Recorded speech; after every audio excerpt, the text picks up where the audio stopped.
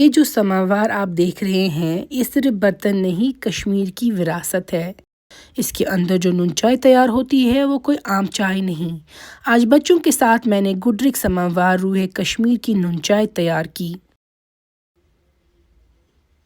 اس چائے کی خوشبو باغ کی ہوا کے ساتھ روح تک اتر جاتی ہے۔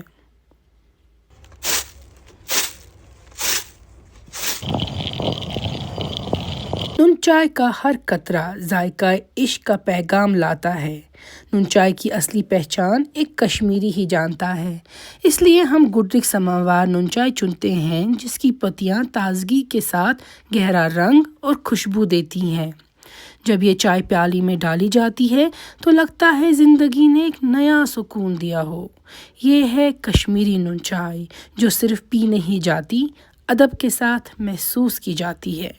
گڈرک سماوار روح کشمیر۔